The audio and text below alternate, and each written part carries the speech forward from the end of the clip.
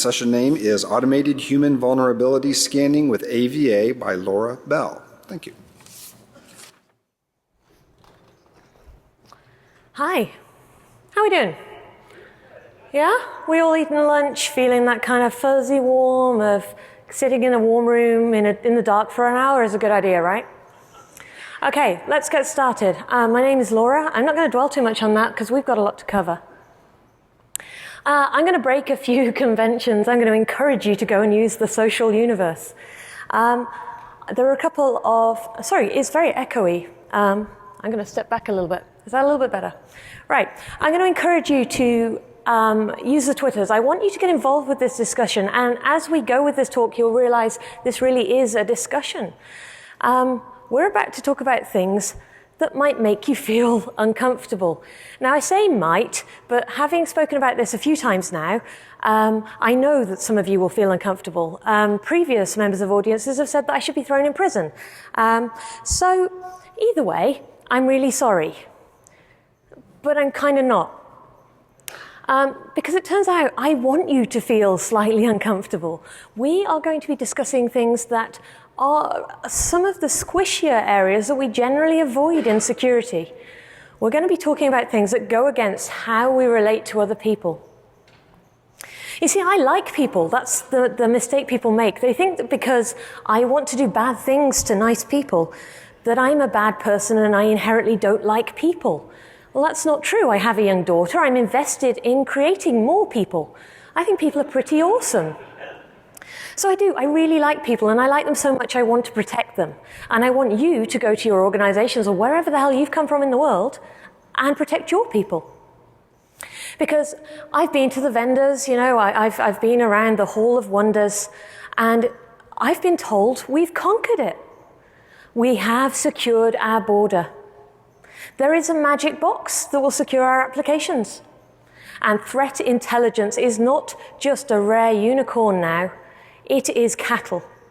We all have these things in vast amounts for our very skilled, dedicated security teams.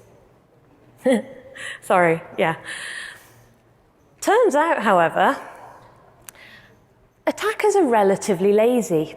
We're not really interested in proving we can best your technology stack. Penetration testers are very rarely interested in proving that Microsoft have bugs. They're interested in seeing what they can use those bugs to attain. So if we've secured our border, and we've secured our applications, and we have threat intelligence, so we know what is coming for us, then if I'm the attacker, and it might just be me, I'm going after the people. Because if you read the study in the register last week, for $100, people will give you pretty much anything from the organization. Now, I'm pretty bad at maths, but when it's going to cost you $100,000 for a border device, I think the investment is kind of outweighing the cost of an attack. People are the path of least resistance, and we have to do something about it. So in this talk, we're going to cover three things. We're going to talk about the problem with people, why we need to protect them, and what we're doing and what's going wrong there. I'm going to introduce a tool, but I'm going to again break Black Hat convention. I'm going to release an unfinished tool, a tool that actually needs further help and development. You see, we don't sell the tool, it's open source.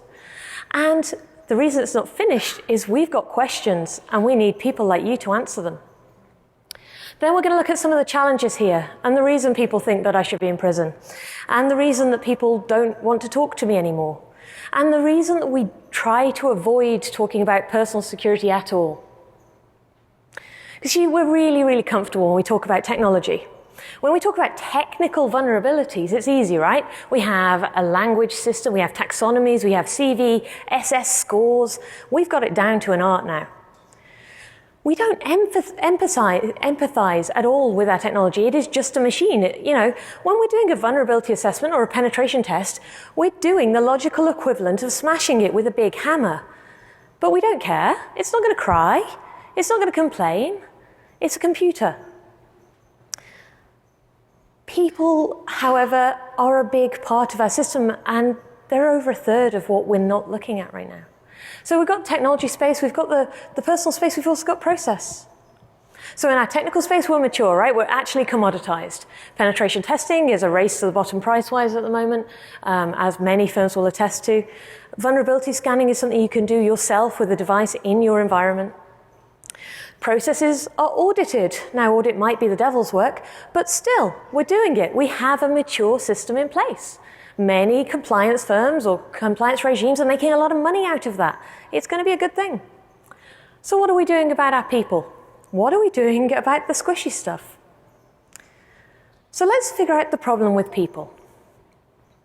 Human vulnerability, as in things in our humans that make them susceptible to risk, likely to be hurt or exploited, is actually really natural. It's part of what makes us the society we are today. Vulnerability comes from all sorts of places. It comes from that fear. You know, that fear that we're going to be harmed in some way physically or mentally or emotionally. We'll be discovered.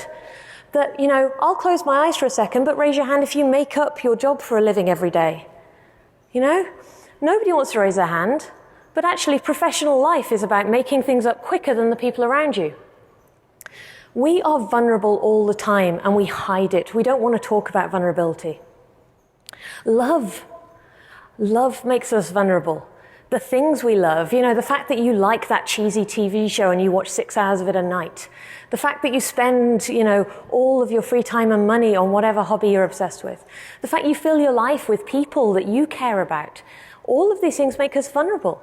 If you ever go anywhere near kind of these spy movies and things, you notice when they're going to, you know, exploit a person, they're trying to get a lever. And they'll do it with either fear or they'll do it with love. They're going to damage something you care about. There's vulnerability there. We're also a really strange creature because, you see, we think we understand people pretty well. And we go, well, no, it's fine. We know people will react in, you know, X, Y, and Z ways. But people are like water. We do anything in our power to get to what we're going to try and do. It's why technology adoption of things like encryption is so poor, because people don't want to spend time on the journey. They're interested in sending the email, sending a message. They don't want to have to deal with PGP. And then we get surprised as a security community when we can't predict them because we've assumed we already knew, so we didn't pay attention.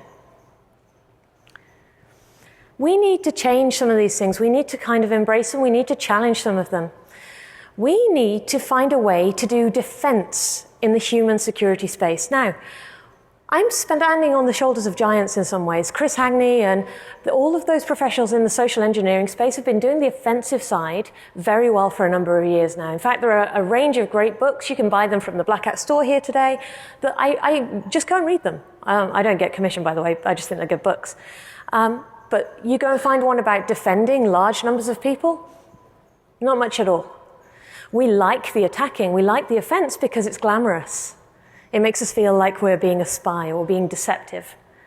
But in fact, it's the defense that's important. And then comes compliance. So PCI compliance, just to name one, and I'm not picking on them, there are many equally terrible regimes. They have a nice checkbox and it says, every member of staff in your organization should be given information security awareness training. Fantastic. That spawned an entire industry of learn to click left video learning. So we have trained an entire generation of our staff to get to the final exit button as quickly as possible. So we learned very quickly to find the button that said next, or to hit enter as many times as it would allow. In some systems, we learned how to do SQL injection purely because that's the best way to get 100% on those things. So we do video training, we do e-learning, that's going super well. We tick boxes, we're compliant, yay, certificates, hurrah. And we make posters. So, security awareness education really sucks. How many of you have inflicted this on someone in your company? I've done it before. I am guilty of this.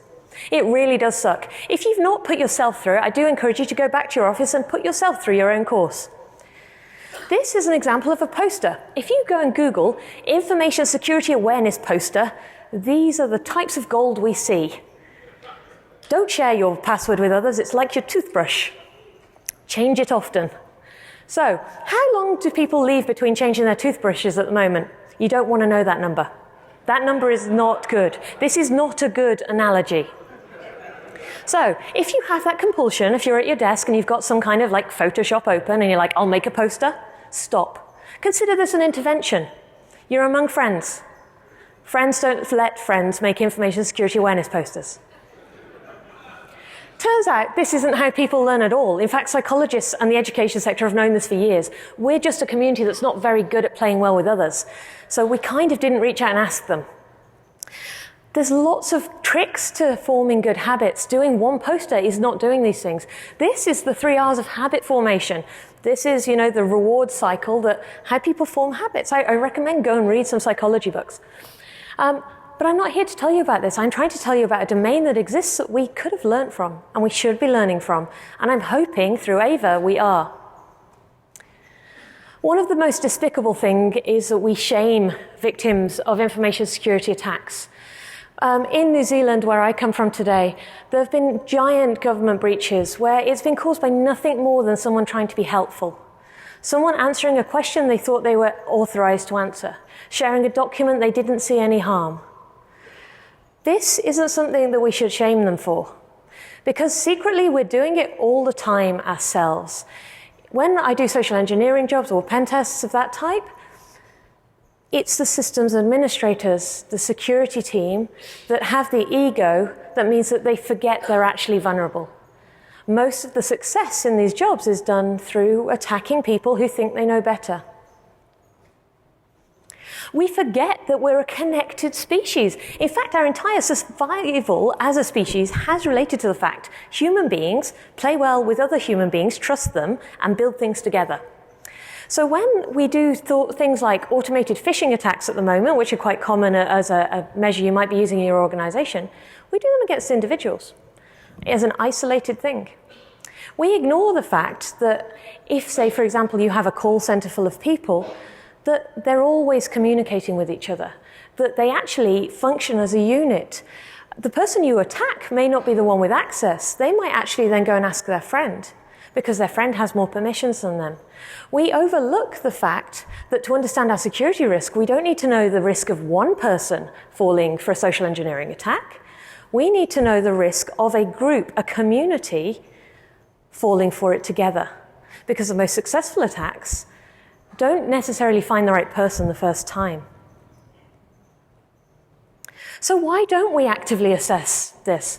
Well, we do bits and pieces, right? We do red teaming and social engineering pen tests. But believe me, these are reserved for the most mature of organizations with big budget. These are such a small fraction of the security work we're doing that it's negligible and it doesn't reach most organizations. Now, companies like FishMe, Fish5, all of these kind of phishing as a service things, this is a step in the right direction. It's a continual assessment. But as I'm going to show you, it's only showing you part of the picture. And we don't test because we're actually slightly arrogant. Myself included. I include myself in all of these.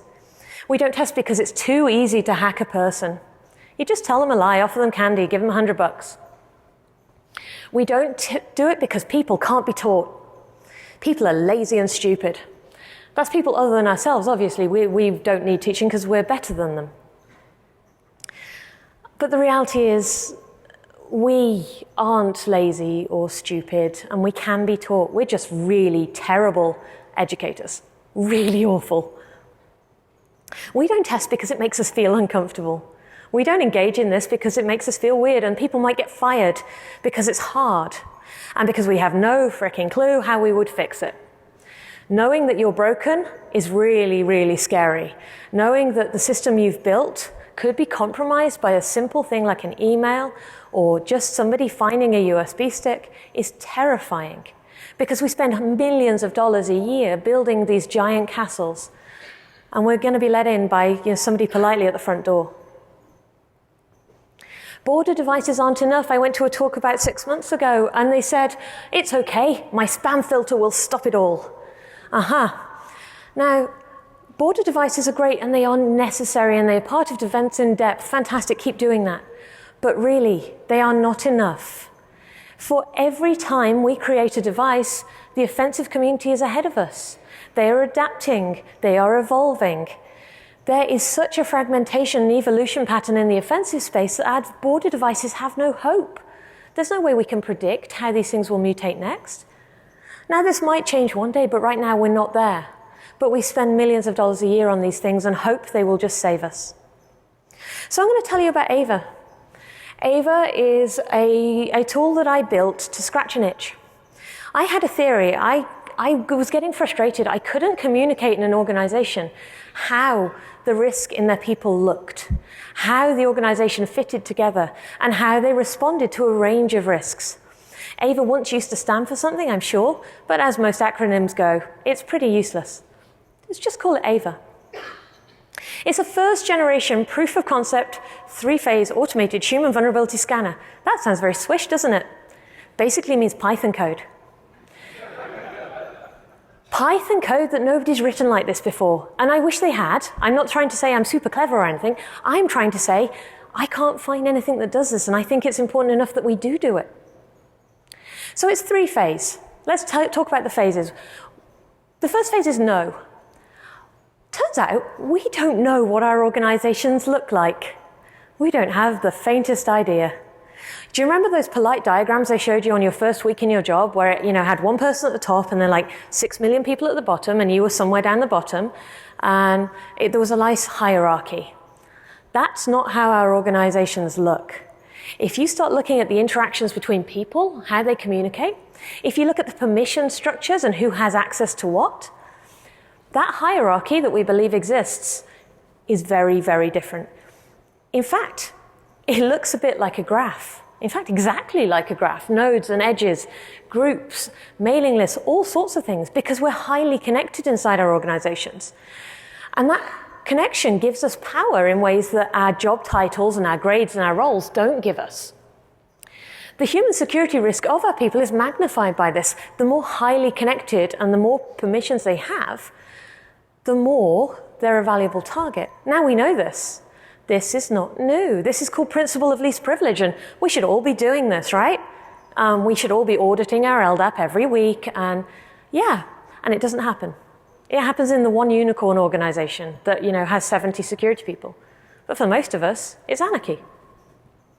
So AVA wants to combat that by pulling information from authoritative sources.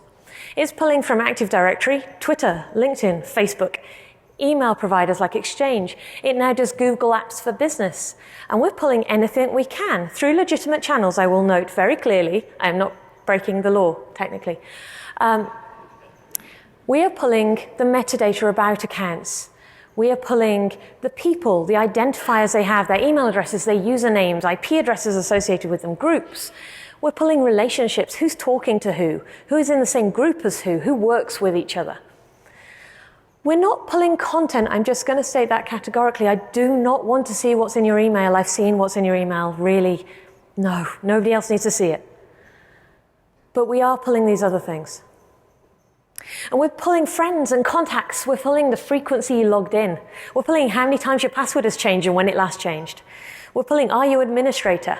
Are you a member of a group that has inherited administrator permissions? Were you the sender or receiver of anything? We're pulling profiles. We're profiling people. Anyone starting to feel squishy yet? Nope, keep going. What are we going to do with all of this? Well, that brings in phase 2. Once you know what your organization looks like, and you have this lovely graph of people and all of the associated information about them, you've got an idea of the types of people who might be more interesting than others. And trust me, it's not going to be your CIO. I'm sorry, any CIOs in the room, you're not an interesting person to me. And I'm going to go into why. Because we're going to inject threat. Now, traditionally, this is phishing attacks. That's the one we're kind of familiar with. And that's cool. We're going to inject all sorts of threat into this network. In safe ways. We're not going to inject malware. There is nothing malicious. Nobody will be harmed.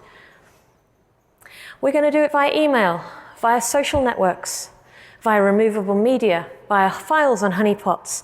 That, file share that claims it's got the latest Avengers movie on. Yeah, who'd have thought that'd be a honeypot? SMS. We're going to use attack vectors that actually represent the ways you communicate. If your organization is using Slack for some kind of DevOps sort of development lifecycle, then we should be there too. The security community needs to be wherever our people are, and we're not right now. We're hanging out in email. I'm afraid to tell you, the development community left email about 5 years ago, and they occasionally revisit when we make them. On the email side alone, phishing is one of the categories we're familiar with, but what about Powerplay?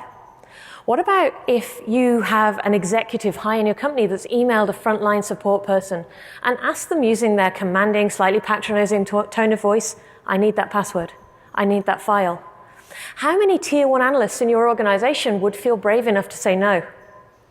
And shouldn't we know that they're likely to say yes? Shouldn't we be able to test this and find out if there is a case for helping them? What if we put disinformation into a network? Where does it come out from? That would be interesting.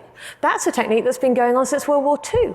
But we don't have it in our security tools. We ignore it because, that might make us, slightly weird. Now, it turns out when I was looking for ways to do this, I got quite excited because I needed examples of phishing emails and bad things that happened to people. Now, I thought I was alone in this, but I've been keeping these things for a while. Turns out other people collect them too. So here's my first call to action for you. If you happen to be sitting on a stash of malicious emails or tweets or anything, in fact, that has been used to trick the people in your organization or yourself, please let me know. Because we have a growing corpus of this stuff, and we're turning it into benign, so non-malicious, examples of things we know work, so that we have a reusable open source corpus that we can use to test people with. Now, you will have noticed something. I've been mentioning a lot of avenues of attack here that are not inside your business. I've been mentioning LinkedIn and Twitter and Facebook, and that's because these are the places your people are actually hanging out. I believe we have to take a step and we have to go from just the systems we look at and we control and we bought to the systems people are actually using. I had a client, really lovely, very small client, had very, very posh, fancy, Active Directory-based systems that they'd built their domain around. But it turns out that people on their front line couldn't really figure out how to share the data they needed. So they'd always found resistance from IT, so what had they done? They set up a private Facebook group with the person they wanted to share it with, and they shared consistently files over that private Facebook group for years. Now, think about your organization. Would you be aware if people in your organization were popping their work documents in a Facebook group? Probably not. This is not going to show up in your logs. Your fancy border device is not going to tell you this is happening. Because there are legitimate reasons they're probably using Facebook during the day. Most of us have a relaxed policy around this now. So why on earth have we filled our organization full of people who will take the path that is least painful to them and expect them to do anything but use their social things too? We need to go there as security people in a calm and constructive way, but we need to go there.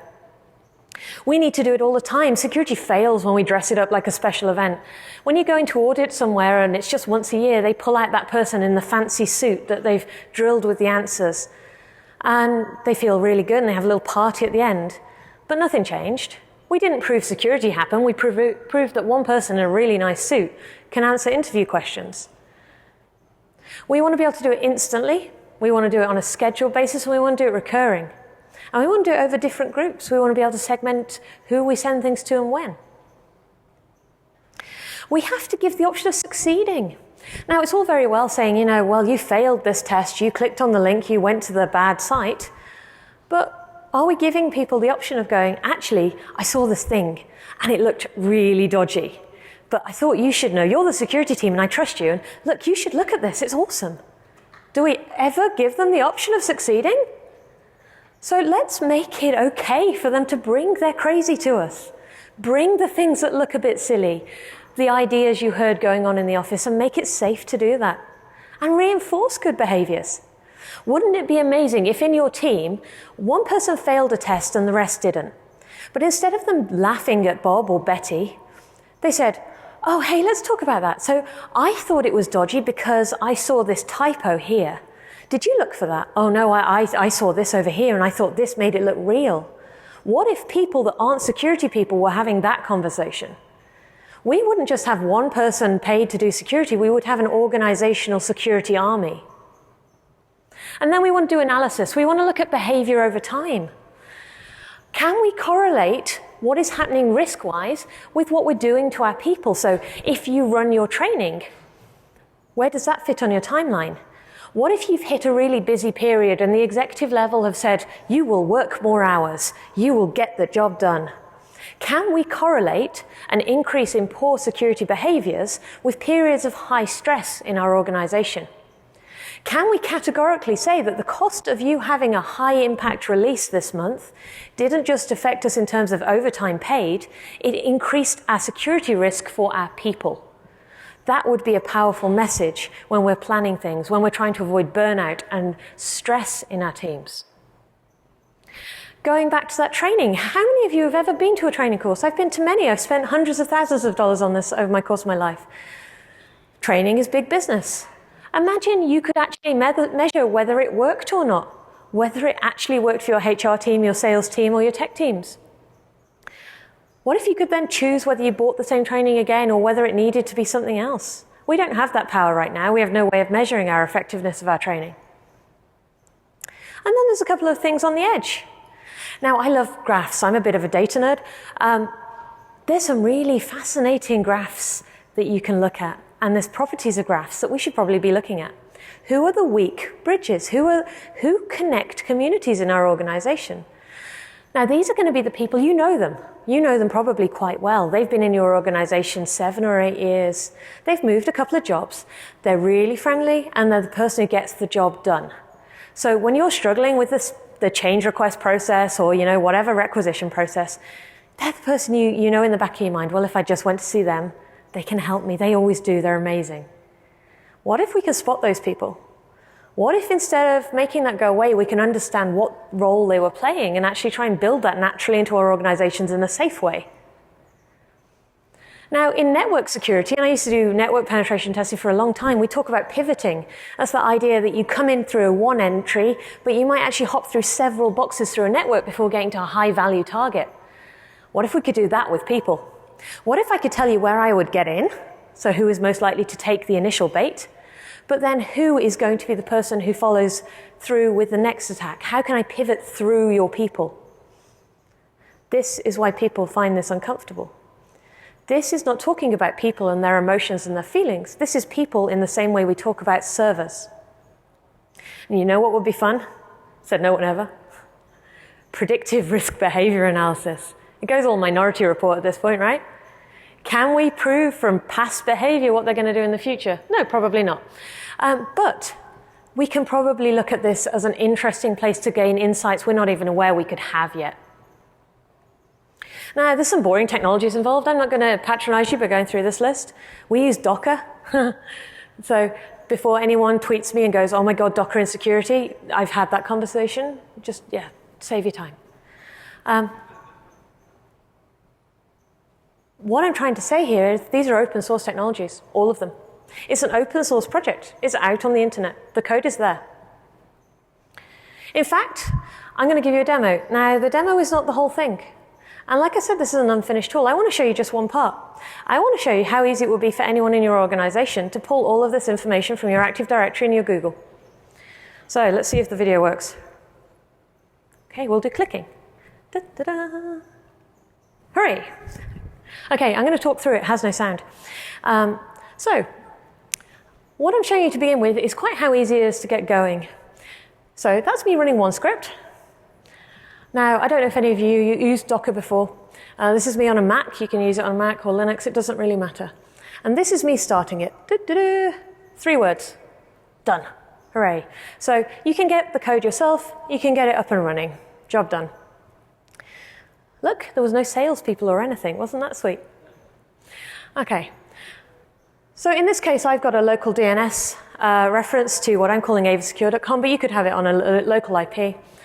And this is what our interface looks like. We actually have a UX person on staff. We think UX is so important in this that we need to focus on it from number 2. That number 2 concern is UX for us. This we're seeing here is actually what it looks like. This is an organization. This is a test set of data you can go and get from the GitHub repo. It's modeled after a cartoon show called Gravity Falls. So no real humans were hurt in the creation of this. You can go and explore. You can go and look at who's an administrator. You can go look at their identifiers. You can go and see who's in groups that have admin access who you wouldn't have twigged they would be an admin. And the whole idea is that it should be easy. And this is how easy it should be. We're going to import from Active Directory here. So this is a standard LDAP server I've got running on a virtual machine. There is another side project you can do to build one of these yourself. A few little bits, just for the record, you'll see in big letters, we do not save usernames and passwords. You know, the best way to secure them is to never, ever have them. And 2 minutes later. Now, that's it. Job done. I didn't need a specialist. I didn't need a big systems administrator. I didn't need to plug in a box into a network. This is just it. 70 people, the structures between them. Now, there's bits that don't show well in this presentation, and that's the visualization bit, the graph part. Now, I tried to put it into the video, but given the size of this room, you wouldn't have seen. You'd have seen a lot of circles, and I'd have gone, ta-da, and felt really good, and you'd have got no value. So I encourage you to go and have a play. Then it comes to case studies. You can't do this without actually talking about some businesses using it in real life, and that's what we've been trying to do. Our product is unfinished, but it's unfinished because we need to work with business to finish this. Here was the process we decided on. It's the only wall of text slide I have in this deck, but I needed you to have like some idea that we didn't just kind of go, you know what would be fun, hack people. So we had a bit of a plan. We were going to get big organizations and we were going to do a big case study for you. And then this happened. I went, can I see your data, please? And I'm going to do this talk, but I'll anonymize it. But it's this talk called Black Hat. It's like this place in the US, and security people go there. And they went, you want to show this at Black Hat? And I went, yeah, awesome. Look, enthusiastic and keen. And they went, you're funny. And I went, please? Please? And they went, what? You're serious? And then I said, yes. And they went, nope, nope, nope, nope, nope. Which in American is lawyer, lawyer, lawyer, lawyer, lawyer. So we struggled with a case study, but we were lucky. New Zealand is a little more trusting than America. We did find 3 organizations who were willing to play with the no section, but only in the way that we could give you a very anonymized, dumbed-down version. But I'm going to share that with you anyway, because it turns out when you come and present something that attacks people at a hacking conference, people get a bit squiffy. So we found 540 people in these 3 organizations. They cross the public and private sector. They were relatively large organizations by New Zealand standards. Now remember, New Zealand is a tiny island at the bottom of the planet. We have hobbits. Our big companies are about the size of your small companies. So, bear in mind, scale is a problem for us. And here's my stats. I'm not going to read them to you. That was the first intel we got within 2 minutes of putting the data into AVA. Now, there's a number there, 11 years, and inside me, a penetration tester died. Because we don't need to worry about 0 days. We don't need to worry about fancy threat intelligence. We really don't. It is 2015. Why are we still having this issue? So, sorry, personal rant over. Yes, so we need more case studies, and I'm going to talk a little bit about how you could be our case study, your organization, and why I don't need to see your data for you to do that. But before we get to that, there are some challenges, and there's some things that we need to consider.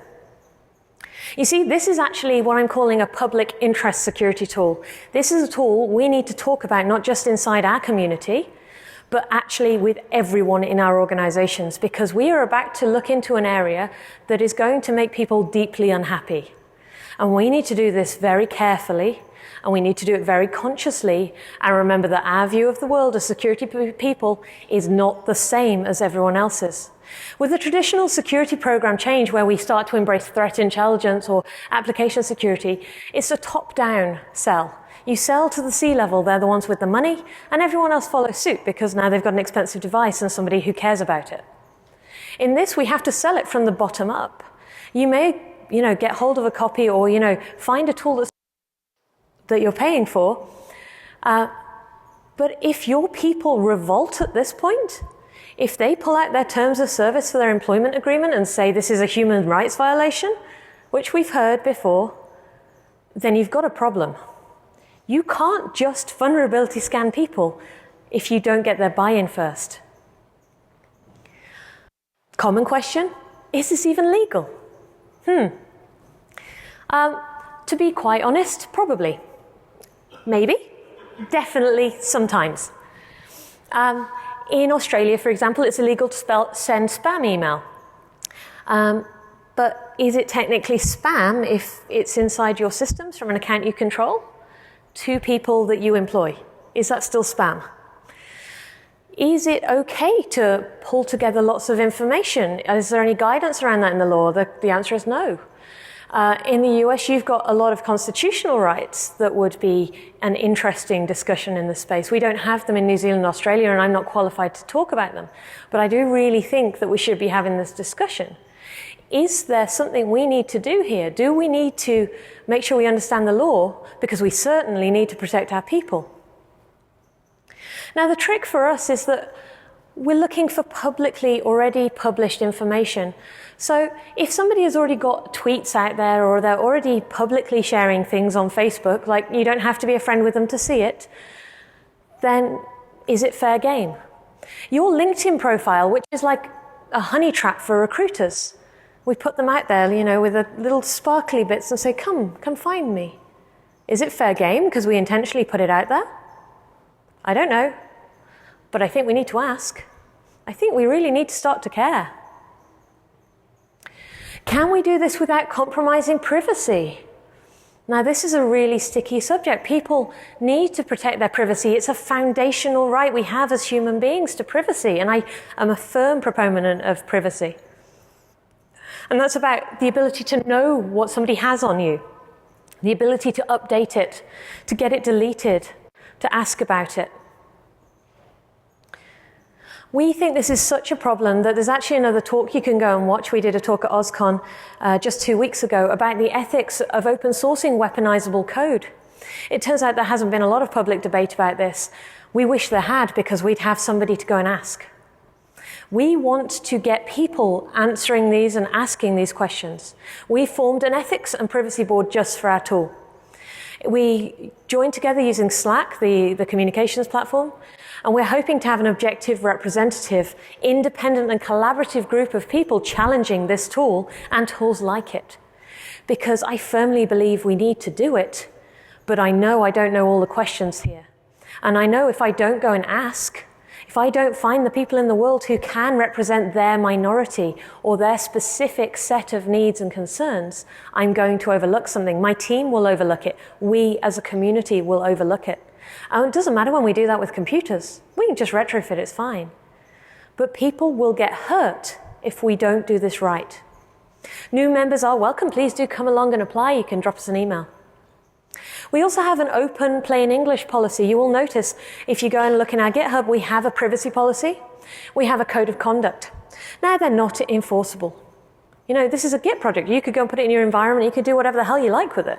You fork my project, it's going to be like Gremlins. I started with a cute little thing, and then you go and turn it into something that destroys New York. We try and be very open with what we're trying to do. So I encourage you, if you're interested in the space, to work with us to contribute to our version and help us keep in that path. All of our guidance is written in plain English. If you find it difficult in any way to understand, we have failed. Help us make it even easier to understand. We will fail if we make this complex. If people outside our community can't understand, we fail. We need to provide people with the information they need to protect themselves and their privacy. One of the first things that came out of our privacy board, and one of the questions that was raised was, so you show somebody all of their information, you've got all their information, what do they know about it? So we've made a change. The new version we're currently working on is going to, the first thing it does, before it tells the security owner of the tool that they have someone's data, it tells the data's owner. So if they pull my data, for example, I would get an email saying, hi, this is an email from AVA. Your company, your boss, has decided that protecting you is important. Would you like to see all your data? The first person and the only real person who is entitled to see all of their data in this tool is the owner of that data. From there, we hope to show the extent of what was available, where we found it from. There's no magic here. There's no secret source. And we hope to give them the option of changing that. Give them the link to the Facebook page where they can change their privacy options. Give them the link to some guidance on how to do this better. We want to give people an option of success, and that has to be continuous. It has to be available to everyone, and it has to be tightly controlled. Oh, and then is this even technically possible? Because it turns out this space is relatively challenging. I started writing this with the typical Kiwi attitude of, how hard can it be? Turns out quite. When you're dealing with a lot of different systems and different integration points, you've got complexity. We're talking about scale of data that is really immense. Now, processing large sets of data, or big data, as they like to call it these days, isn't hard. Doing that in a way you could actually visualize it on a screen and a human being can actually deal with it and understand it is terrifying. I've been talking to a lot of you around this conference today, and one of the startling things that I always get surprised by, but with American companies, is that companies that consider themselves small have 50,000 people in them. We are talking a scale we cannot visualize simply. We need to do some work on it. It turns out we also learned there's a reason why compromised email accounts have a really high market value. That's because it's sort of dubious creating them, and they're really hard to maintain. You have to maintain convincing aliases for a tool like this. This is something that AVA itself won't help you with. You would need to manage this. If you are actually a scammer, or that's why you're making money. This space is hard. It's hard to manage, and it's a problem we haven't quite cracked yet. We're trying hard, but we haven't cracked it. And we don't just need email accounts, we need LinkedIn profiles, Twitter profiles, and they need to be active and convincing. Because it's all very well compromising someone who is careless enough they just looked at an empty profile and believed it. But what if it looks convincing? Oh yeah, and by the way, nobody on the planet has any more time for more appliances in their organization. A study proved that it takes between 2 or 3 skilled individuals to actually run an appliance in their organization. So if we were to add another one, you'd need 2 or 3 people who actually understood how people ticked, who could communicate with other human beings, which, nothing personal, I'm in the security space, we're really bad at it. So we need unicorns to man an appliance like this. So this is hard. How do we make this usable to people who aren't security people in a way that non-security people can do security things? I want to make us all redundant. Sorry, again. So where's it going next? Well, it's a research project. Like I said, it's unfinished. It's unfinished but working. You can pull things from Google Apps for Business. You can pull things from Active Directory, and it's rapidly evolving. We've got an active community, and we want more. There is basic email testing in there. There is basic Twitter testing in there. But we need more testing of it. We need continuous integration. We need a roadmap. We have been bootstrapping initially in nap times when my newborn daughter was teeny tiny. It was written in hour-long chunks. Now we have a real team, and we are refactoring and making it into a sensible, proper engineered application, but this takes time. Like I mentioned with the appliances, many organizations we spoke to really want to do this, but they don't know how to do it themselves. And I think we're going to have an emerging space come through of security culture as a change. Now, if you come to this event in 3 years and that vendor hall is full of this service, don't buy a magic box. Please do not buy a magic box. If you cannot see what this is doing to your people, if you cannot engage with them on an ethical debate, walk away. We want to integrate more. We're currently already integrating with Google. Hi, Google people. I've been trying to contact you for a while. Facebook, Twitter, LinkedIn, Slack, GitHub. If you can name a place where your people are hanging out, sharing information, we want to be there. We don't want to be there in a dodgy capacity. We want to use APIs. We want to integrate properly. We want to work with trust and security teams for these organizations. But we're having difficulty reaching you. You don't answer your email. So please, hi, we should talk. There's plenty of room for contribution here. We are growing our team slowly, but like I said, we're bootstrapped. We don't have any crazy funding. But we have an ethics board that needs people. We need developers. We need people who do documentation. We need sociologists. So if you know a tame sociologist, please send them my way. And most of all, we want volunteers. I want volunteer organizations to come and do safe, consensual human security science at scale. I want big organizations to be brave enough to come and show how they're made. I want you to show in an anonymized way how your people connect to each other. What would your graph look like? What were you surprised by in your findings? Because when we start having this debate, when we have this discussion, our people start getting more secure. And it's going to take leaders, big organizations, to do this. We can have the ideas, but without the support of those, without someone being brave and open to being vulnerable, we're never going to get anywhere as a community. We have a problem with people. It's big. We have more people in our organizations than we know what to do with, literally, in a security sense. AVA is an early stage alpha product. You can use it. It does work. You can contribute to it. You could deploy it today with the Docker scripts. But the road ahead is really hard. We need to be able to protect our people. That's a genuine need, but we have to do it ethically with privacy in mind. And we're going to have to sell security to our entire organization for the first time in our history. We have never had to do this before. If you want to learn more about AVA, this is all of its contact details. It has a website. There is a read the docs thing that's got a whole get involved page and many places to come and talk to us. We have an email address. We even answer it. Hey, Twitter. You can get us on GitHub. It's easy. You don't have to be technical. If anyone has any questions, though, any part of this concerns you, or any part of this you think needs raising loudly in a room full of people who share your concerns, now's your time. There's a microphone just there. We have 4 minutes and 20 seconds, according to the clock. And if not, I'll be around afterwards. Thank you very much.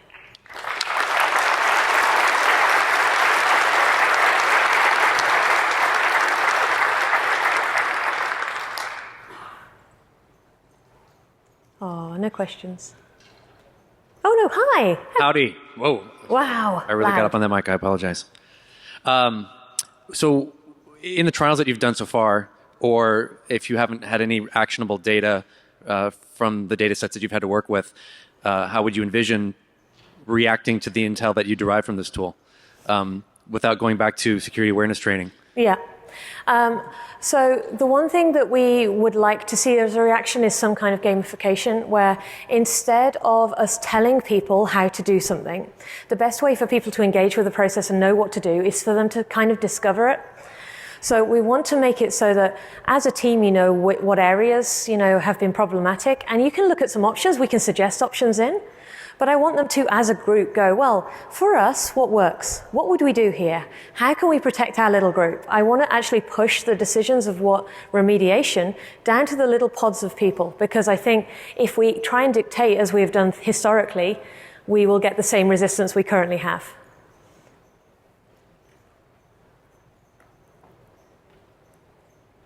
Hi. Oh, it wasn't. It was exciting. Hi.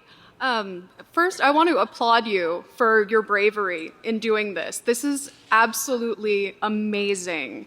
And as a human, I would love to see that data about my own connections to people in my organization. And I think when users see this and they can see the type of data that anyone can derive from these services through social engineering, that they would really see the value in it. And I don't actually have a question. I just wanted to tell you that I thought this was amazing and incredibly, incredibly hard. So thank you. If I do nothing else, I want actual, real people, not us. We're special. We're a bit weird and broken. And I want real, normal, everyday people to be able to see this and do something about it. Because if they can't see it, they genuinely don't know where to begin. Okay, awesome. Stunned silence. So thank you. Thank you very much.